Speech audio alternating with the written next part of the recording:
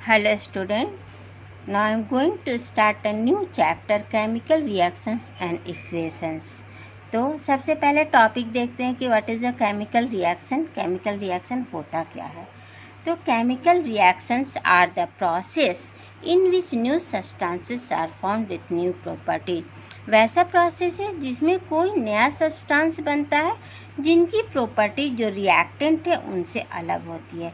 इसे हम लोग रिएक्टेंट कहते हैं और इसे प्रोडक्ट कहते हैं।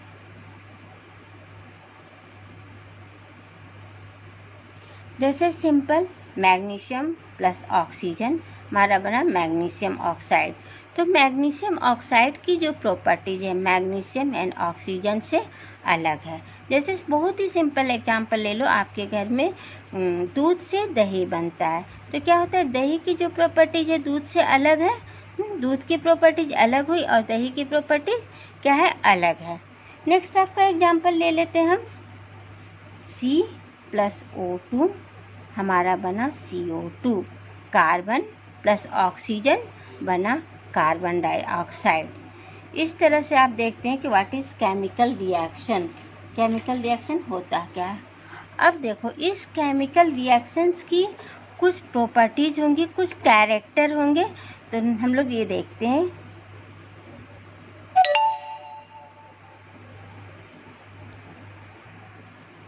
अब देखो, अब ये जो केमिकल रिएक्शन होंगे उनके कुछ कैरेक्टरिस्टिक्स भी होंगे। तो सबसे पहले देखो, कोई भी केमिकल रिएक्शन होता है तो क्या क्या पॉसिबिलिटीज़ है। तुम देखते हो कि इवोल्यूशन ऑफ गैस इवॉल्व होते हैं, जैसे hydrogen, carbon dioxide gas. Formation of precipitate बनता है, अभी आगे बताऊंगी प्रेसिपिटेट होता क्या है। थर्ड होता है चेंज इन कलर। कभी कभी तुम देखते होगे रिएक्टेंट का कलर कुछ और है और जो प्रोडक्ट बना उसका कलर कुछ और हो गया। नेक्स्ट देखो, चेंज इन टेम्परेचर। कभी कभी तुम ऐसा देखते होगे कि हम रिएक्शन तो ठंडे पानी से कराते हैं, लेकिन जो हमारा प्रोडक्ट बना वो हॉट है, गर्म है। नेक्स्ट आ जाओ, change in state. Change in state कहने का मतलब है सॉलिड से देखते हो कि लिक्विड हो जाता है कोई, और लिक्विड से गैस होता है। जैसे कि सबसे अच्छा आपका घर में ये एग्जांपल है, आइस ले लो। आइस को हम लोग बाहर छोड़ देते हैं, क्या हो जाता है, पानी बन जाता है। उसे गर्म कर दो तो क्या हो जाएगा, गैस बन जाएगा। नेक्स्ट आपका टॉपिक है केमिकल इक्वेशन। केमिकल इक्वेशन क्या होता है। तो the method of representing a chemical reaction with the help of symbol and formula involve in it is called chemical reaction. बोल रहा है वैसा मेथड जब हम किसी भी केमिकल रिएक्शन को लिखने के लिए उसके फार्मूला को, उसके सिंबल को यूज़ करते हैं तो बोलते हैं हम लोग केमिकल इक्वेशन। जैसे मान लो तुम्हें लिखना है हाइड्रोजन प्लस ऑक्सीजन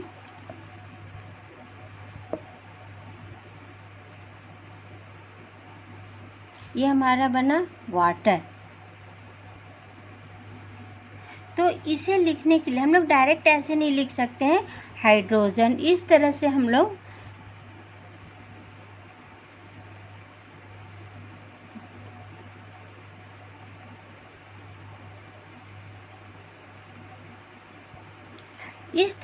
लोग नहीं लिख सकते हैं। इसके लिए क्या यूज़ किए, जैसे हाइड्रोजन है तो हाइड्रोजन के लिए हाइड्रोजन सिंबल H यूज़ किए, ऑक्सीजन के लिए O यूज़ करें, एंड वाटर का फार्मूला क्या होता है, H2 यूज़ किए। तो कोई भी रिएक्शन लिखने के लिए अगर हम लोग उसके सिंबल एंड फार्मूला को यूज़ करते हैं तो हम लोग बोलते हैं उसे केमिकल इक्वेशन। इसके बाद आता है बैलेंस इक्वेशन। तो बैलेंस इक्वेशन का ऑलरेडी मैं एक वीडियो बना चुकी हूँ, जिसका लिंक मैं इसके डिस्क्रिप्शन बॉक्स में डाल दे रही हूँ। ठीक है बच्चों, अब नेक्स्ट आ जाओ। अब ये जो केमिकल रिएक्शंस है वो कितने टाइप्स के होते हैं।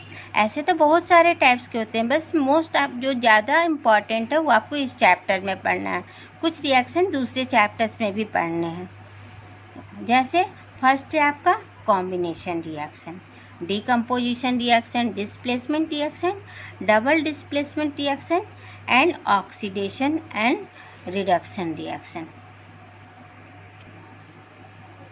अब नेक्स्ट आ जाओ कॉम्बिनेशन रिएक्शन। सबसे फर्स्ट रिएक्शन है ये। तो नाम से ही पता चल रहा है कंबाइन कर रहा है।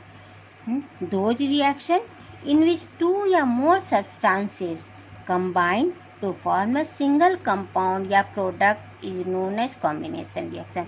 वैसा रिएक्शन जिसमें दो सब्सटेंस मिलके सिर्फ एक सब्सटेंस बना रहा है, उस तरह के रिएक्शन को हम लोग कॉम्बिनेशन रिएक्शन कहते हैं। जैसे आप लोग देखो, ए एक सब्सटेंस है, ठीक है, एक मान लो दूसरा बी है, कंबाइन किया तो आपका सिंगल एक प्रोडक्ट बना, इस तरह से ए बी। ए की जगह हम क्या लिख सकते हैं, कार्बन भी लिख सकते हैं, यहाँ O2 लिख दो, ये हमारा कौन सा प्रोडक्ट बना, CO2।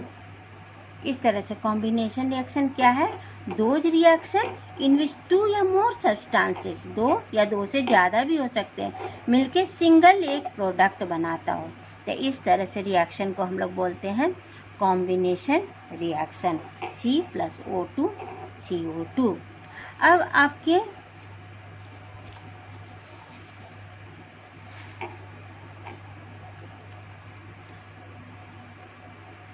नेक्स्ट, अब आपकी बुक में एक बहुत ही अच्छा एग्जाम्पल दिया हुआ है जिससे क्वेश्चन भी आता है। देखो, कैल्शियम ऑक्साइड प्लस जब इसमें वाटर मिक्स करते हैं तो ये हमारा बना कैल्शियम हाइड्रोक्साइड। अब यहाँ देखो, इसी कैल्शियम हाइड्रोक्साइड में जब एटमॉस्फेरिक CO2 से रिएक्ट करता है, कार्बन डाइऑक्साइड से बनता है, तो ये हमारा बना कैल्शियम कार्बोनेट प्लस H2O। अब देखो, इसे हम लोग बोलते हैं क्विक लाइम या लाइम भी बोलते हैं, इसे हम लोग बोलते हैं स्लैक लाइम। अब क्विक लाइम में जब वाटर मिक्स करते हैं तो स्लैक लाइम बना, और इससे क्या होता है, दीवारों पे वाइट वॉश के लिए यूज़ किया जाता है। तो इससे भी क्वेश्चंस आते हैं। और अब जब दीवारों पे ये स्लैक लाइम हम यूज़ करते हैं तो दीवारों में कोई शाइनिंग नहीं आती, लेकिन ये जो स्लैक लाइम है एटमॉस्फेयर में कार्बन डाइऑक्साइड है उससे क्या करता है, रिएक्ट कर जाता है। हम क्या देखते हैं कि और बनाता है कैल्शियम कार्बोनेट। तो हम क्या देखते हैं कि 2-3 दिन के बाद एक दीवारों में शाइनिंग लेयर, दीवारों में एक पतला सा लेयर बन जाता है कैल्शियम कार्बोनेट का, जिसके कारण क्या होता है कि दीवारों में शाइन आ जाती है। तो इससे ये भी क्वेश्चन आता है कि name the substance which are used for white wash. चाहे ऐसे भी क्वेश्चन आते हैं कि when substance A reacts with water to form substance B and substance B reacts with atmospheric CO2 to form a compound C, जिसके कारण दीवारों में शाइनिंग आती है। तो कंपाउंड A क्या है, B क्या है और C क्या है, उसके नाम बताइए एंड ये रिएक्शन भी लिखिए। सेकंड है हमारा decomposition reaction. Those reaction in which a single compound, एक कोई कंपाउंड होगा, breaks down to give a simpler substance are known as decomposition reaction. अब इसमें क्या बोल रहा है कि एक कंपाउंड टूट के दो या दो से ज़्यादा बनेंगे, तो हम लोग बोलेंगे इस तरह के रिएक्शन को डिकम्पोजिशन रिएक्शन। अब ये टूटेगा किस कारण से, या तो गर्म होकर कोई चीज़ टूट सकता है, या इलेक्ट्रिसिटी पास करवाने से टूट सकता है, या सनलाइट में रखने से टूट सकता है। तो तीनों में सेम डेफिनेशन लिखोगे। यहाँ पर simpler substance by using heat, तो थर्मल डिकम्पोजिशन होगा। अगर बाय यूजिंग इलेक्ट्रिसिटी लिखते हैं तो हमारा इलेक्ट्रिक डिकम्पोजिशन होगा, और बाय यूजिंग सनलाइट तो ये हो जाएगा फोटो डिकम्पोजिशन रिएक्शन। इस तरह से अब आप लोग देखो, अभी तक आप लोग कॉम्बिनेशन में क्या पढ़े, A + B से बना हमारा AB। तो क्या इसमें क्या होगा, AB एक कंपाउंड है, ये बोल रहा है सिंगल कंपाउंड, तो एक हम लोग सिंगल कंपाउंड ले लिए, ठीक है। अब ये क्या हो, जिसे हम लोग जैसे ही गर्म किए, गर्म के लिए डेल्टा साइन है, इसे यूज़ करते हैं। ये ब्रेक डाउन हो गया, टूट गया अलग अलग। यहाँ देखो A अलग हो गए, B अलग हो गए, तो इसे हम लोग बोल सकते हैं it is just opposite of combination reaction. Combination reaction में क्या था, A + B, तो बना था हमारा AB सिंगल प्रोडक्ट। इसमें क्या है, AB अलग अलग टूट के अलग अलग हो गए, ए अलग हो गए, बी अलग हो गए। जैसे हम लोग लिख सकते हैं इसका एग्जाम्पल, ये थर्मल डिकम्पोजिशन का ही एग्जाम्पल है हीटिंग का। CaCO3 कैल्शियम कार्बोनेट, इसे हम लोग गर्म करो। अब देखो कैल्शियम ऑक्साइड बना प्लस कार्बन डाइऑक्साइड बन गया। सेम चीज़ है, एक कंपाउंड ब्रेक डाउन हुआ, ये अलग हुआ, ये अलग हुआ। नेक्स्ट हम लोग एक और एग्जाम्पल ले लेते हैं, फेरस सल्फेट, इसे भी गर्म करो। ये हमारा बना ferric oxide plus sulphur dioxide and sulphur trioxide. Ferric oxide का जो कलर होता है ग्रीन होता है और इसका कलर ब्राउन हो जाता है। तो अक्सर ये भी क्वेश्चन में पूछा जाता है कि ऐसा क्यों होता है, इसका कलर क्यों चेंज हो जाता है। तो आप लोग ये लिखोगे due to formation of ferric oxide, ferrous sulphate को गर्म करने पे फेरिक ऑक्साइड बना जिसके कारण इसका कलर चेंज हो गया। अगर ये रिएक्शन लिखने को आता है तो रिएक्शन लिख दोगे इस तरह से। नेक्स्ट है हमारा इलेक्ट्रिक डिकम्पोजिशन।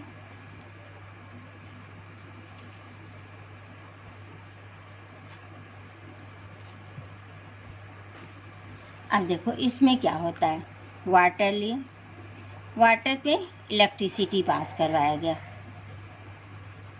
क्या हो गया, इसके हाइड्रोजन अलग हो गए एंड ऑक्सीजन अलग हो गया। देखो इस तरह से, तो इस तरह के रिएक्शन को हम लोग बोलेंगे इलेक्ट्रिक डिकम्पोजिशन रिएक्शन। थर्ड आ जा फोटो डिकम्पोजिशन।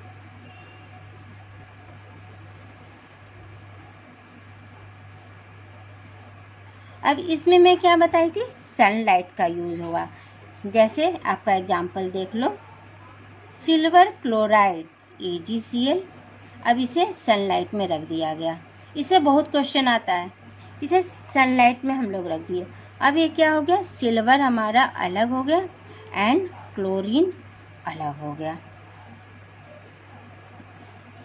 चाहे दूसरा एग्जाम्पल ले लो, सिल्वर ब्रोमाइड, ये दोनों आपके बुक में एग्जाम्पल है, सेम है, सनलाइट में कर रख दो इसे भी। अब देखो सिल्वर अलग हो गया एंड ब्रोमीन अलग हो गया। इस तरह से आपका ये क्वेश्चन पूछता है कि जो सिल्वर क्लोराइड है इसका कलर वाइट होता है, लेकिन जो सिल्वर बना तो इसका कलर बाद में चेंज क्यों हो जाता है, ग्रेइश वाइट क्यों हो जाता है।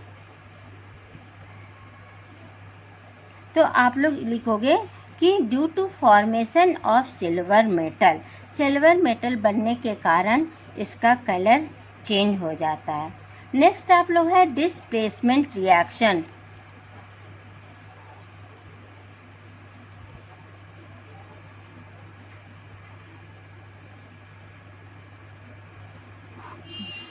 डिस्प्लेसमेंट रिएक्शन जानने से पहले आप लोग को रिएक्टिविटी सीरीज याद करना पड़ेगा कि कौन सा मेटल ज़्यादा रिएक्टिव है, कौन सा मेटल कम रिएक्टिव है। इसके लिए देखो आप, अब देखो डिस्प्लेसमेंट रिएक्शन पढ़ने से पहले ये आप लोग को रिएक्टिविटी सीरीज है, इसे याद करना पड़ेगा। जैसे जो सबसे ऊपर है वो ज़्यादा रिएक्टिव है और जैसे जैसे हम नीचे जा रहे हैं इसकी रिएक्टिविटी कम होते जा रही है। जैसे पोटेशियम सबसे ज़्यादा रिएक्टिव है एंड प्लैटिनम सबसे कम रिएक्टिव है। तो ये डिस्प्लेसमेंट रिएक्शन पढ़ने से पहले आप इसे अच्छी तरह से याद कर लेना, चाहे तो यहाँ से याद कर लेना स्क्रीनशॉट लेके, या आप अपने बुक से भी याद कर सकते हो। नेक्स्ट आप लोग आ जाओ, इसी में डिस्प्लेसमेंट रिएक्शन देखो होता क्या है। Those reaction in which one element takes the place of another element in a compound is known as displacement reaction। वैसा रिएक्शन जिसमें एक एलिमेंट दूसरे का जगह ले लेता है, उस तरह के रिएक्शन को हम लोग बोलते हैं डिस्प्लेसमेंट रिएक्शन। इसका देखो इस तरह से देखो, मान लो ये कोई कंपाउंड है, ये कोई एलिमेंट है,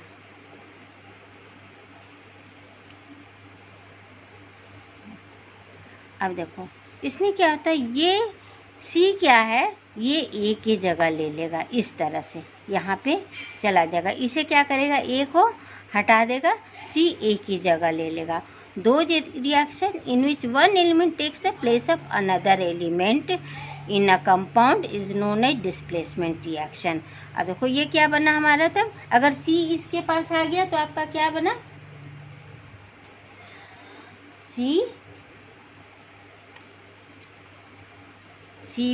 सी बी, और ये ए कहाँ चला गया, अलग हो गया इससे। इस तरह से दो reaction in which one element takes the place of another element, ये क्या किया, इसका जगह ले लिया, इसे क्या क्या किया, इसे हटा के खुद इसके जगह पे आ गया। यहाँ देखो इस तरह से। तो ये ऐसा क्यों होता है, हमें पूछेगा कि इस तरह से क्यों होगा, तो आप जहाँ यहाँ पर जो भी एलिमेंट लिखा रहेगा आप लिखोगे जैसे सी इज मोर रिएक्टिव देन ए। सी ये जो रिएक्टिविटी सीरीज है इसमें देखोगे ज़्यादा रिएक्टिव है ए से, इसीलिए ऐसा होता है। अब इसका एग्जाम्पल देख लो आप लोग। कॉपर सल्फेट प्लस जिंक, क्या होगा, ये क्या आया, इसके पास आ गया, हमारा क्या बन गया, जिंक सल्फेट प्लस कॉपर अलग हो गया। इस तरह से आप दूसरा एग्जाम्पल यहाँ पर देखो, कॉपर सल्फेट प्लस फेरस, क्या हो गया, ये यहाँ आ गया, फेरस सल्फेट प्लस कॉपर। अब पूछेगा ऐसा क्यों होता है, तो because zinc is more reactive than copper या ferrous is more reactive than copper, ये ज़्यादा रिएक्टिव है, इसलिए इसे क्या किया, अपने प्लेस से हटा के खुद इसके जगह पे आ गया। अब ये जो कॉपर सल्फेट है इसका कलर ब्लू है, ब्लू सॉल्यूशन होता है, और इसका कलर फेरस सल्फेट का ग्रीन है। तो ये भी पूछता है कि इसका कलर क्यों चेंज हो गया, तो इसलिए इसका कलर चेंज हो गया due to formation of ferrous sulphate, ferrous sulphate का बनने के कारण इसका कलर चेंज हो गया। और ये जो आयरन नील है, इसके आयरन नेल है, इस पर क्या होता है, लोहे के नेल के ऊपर एक लेयर आ जाता है रेड ब्राउन कलर का, रेड ब्राउन कलर का। ये ऐसा क्यों होता है, क्योंकि ये जो कॉपर है इसका एक लेयर इस फेरस के ऊपर आ जाता है, जिस कारण इसका कलर रेड ब्राउन हो जाता है। ठीक है बच्चों, इतना में तो कोई परेशानी नहीं है। नेक्स्ट आप लोग आ जाओ, डबल डिस्प्लेसमेंट रिएक्शन। अब ये क्या होता है, अभी तक आप लोग पढ़े सिंगल डिस्प्लेसमेंट रिएक्शन, या हम लोग उसे बोलेंगे डिस्प्लेसमेंट रिएक्शन। डबल डिस्प्लेसमेंट में क्या होता है, आप लोग देखो, those reaction in which two compounds react by an exchange of ions to form two new compound are called double displacement reaction. वैसा रिएक्शन जिसमें कंपाउंड क्या होता है, उनके आयंस में आयंस का एक्सचेंज हो जाता है। जैसे आप लोग एग्जांपल देखो, silver nitrate plus sodium chloride. अब देखो ये कैसे हो रहा है, ये जो सोडियम है ये कहाँ चला गया, यहाँ पे आ गया नाइट्रेट के पास, और ये जो सिल्वर है वहाँ ये कहाँ आ गया, क्लोरीन के पास। Their exchange of ions, ions का एक्सचेंज हो गया, तो ये तुम्हारा इसके पास चला गया, तो ये क्या बना, silver chloride plus sodium nitrate NaNO3, इस तरह से। नेक्स्ट आप लोग एक और एग्जांपल देख लो, barium chloride BaCl2 plus sodium sulphate लेंगे Na2SO4। अब देखो इसमें क्या हो रहा है, ये सोडियम कहाँ जाएगा, इसके पास आ गया, क्लोरीन के पास, और ये बेरियम कहाँ आ गया, सल्फेट के पास।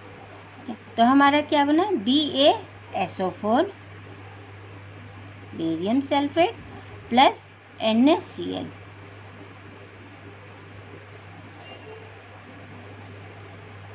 ठीक है, इस तरह से है।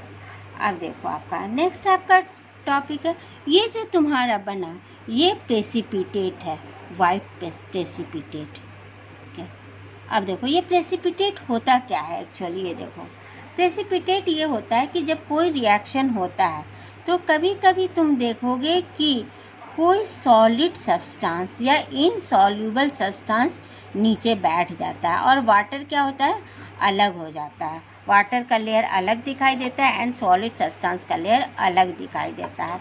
तो ये जो नीचे बैठ गया इसी ही हम लोग बोलते हैं प्रेसिपिटेट, PPT भी लिखा रहता है। ठीक है बच्चों। नेक्स्ट आपका टॉपिक देखो ऑक्सीडेशन एंड रिडक्शन रिएक्शन। इसमें सबसे पहले देखो ऑक्सीडेशन क्या होता है, रिडक्शन क्या होता है। जब ऑक्सीजन का एडिशन होगा तो हम लोग बोलेंगे ऑक्सीडेशन, और हाइड्रोजन का रिमूवल होगा, हाइड्रोजन हटेगा तो हम लोग बोलेंगे ऑक्सीडेशन हो रहा है। इसी तरह से रिडक्शन में क्या होता है, addition of hydrogen and removal of oxygen. इस तरह से अगर हाइड्रोजन ऐड हो रहा है तो हम लोग बोलेंगे रिडक्शन हो रहा है, अगर ऑक्सीजन रिमूव हो रहा है तो हम लोग क्या बोलेंगे, रिडक्शन हो रहा है। एक आप लोग को इसी में पढ़ना है रेडॉक्स रिएक्शन। रेडॉक्स रिएक्शन क्या होता है कि देखो नाम से ही पता चल रहा है, रिडक्शन इतना दूर क्या हुआ, रिडक्शन इतना दूर ऑक्सीजन। दोनों रिएक्शन जब एक साथ हो, किसी भी इक्वेशन में दोनों रिएक्शन अगर एक साथ हो तो हम लोग क्या बोलेंगे, रेडॉक्स रिएक्शन है। अब इसका हम लोग एग्जाम्पल ले लेते हैं। यहाँ देखो CuO plus water, copper oxide plus water, ये हमारा बना, तुम्हारा कॉपर अलग हो गया एंड सॉरी ये Cu प्लस हाइड्रोजन, तो ये बना वाटर। इस तरह से अब देखो इस रिएक्शन में आप लोग का इस तरह से पूछेगा कि आप बताएं किसका ऑक्सीडेशन हो रहा है एंड किसका रिडक्शन हो रहा है। तो देखो ऐसे करोगे,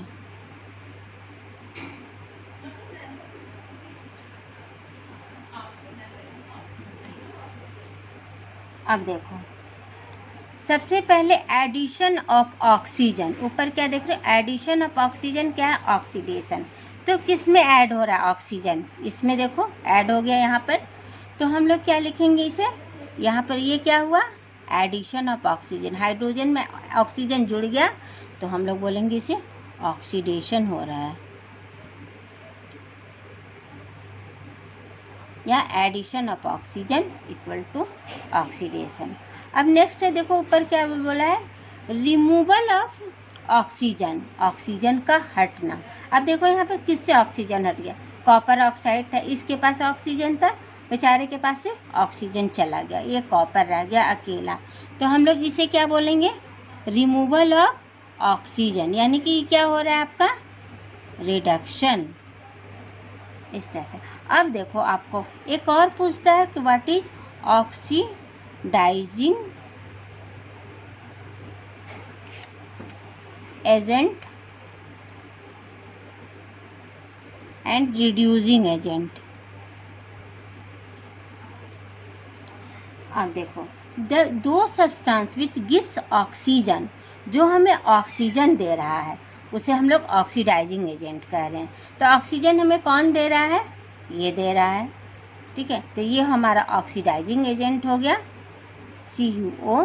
और रिड्यूसिंग एजेंट किसके कारण हो रहा है, ये हाइड्रोजन के कारण हो रहा है, तो हम लोग क्या बोलेंगे, रिड्यूसिंग एजेंट क्या है।